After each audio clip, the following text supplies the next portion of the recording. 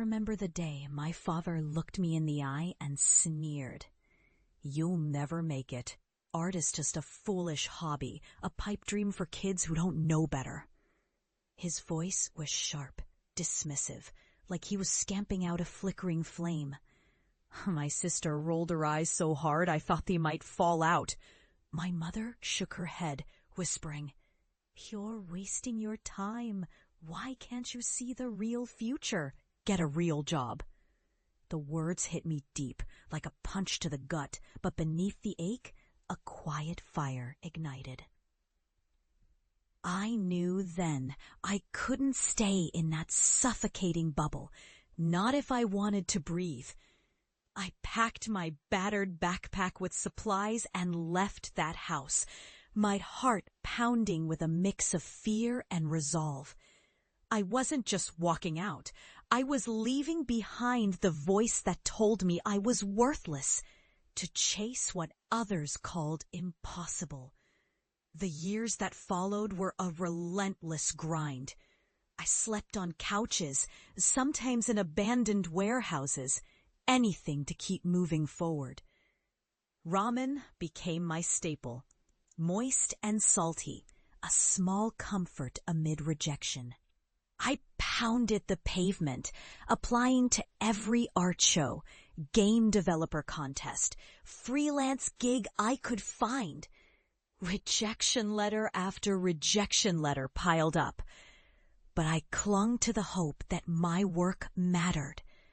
There were moments when I nearly gave up, when fatigue and doubt threatened to drown me.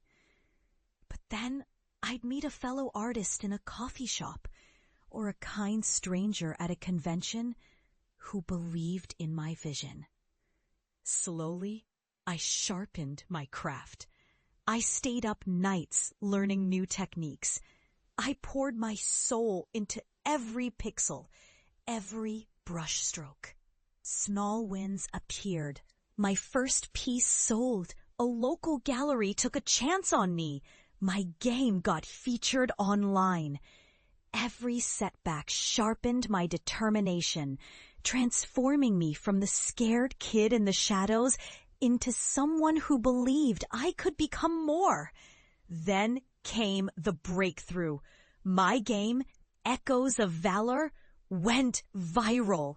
It caught the eye of major gaming sites, won awards, and was streamed by thousands. It wasn't just a hit. It was a testament that I had built something real from nothing. I remember sitting in my tiny apartment, staring at the screen as my game trended worldwide. My hands trembled. My heart swelled with a strange mixture of joy and disbelief. I had done it. I had created something that resonated beyond my wildest dreams.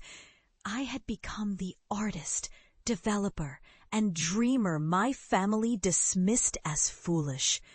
The taste of victory was bittersweet.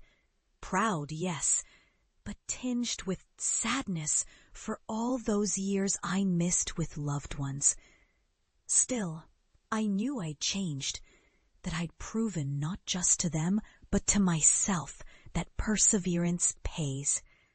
Returning home this holiday was surreal. I stood in the same house, now different, more confident, with a presence that silenced the usual dismissiveness.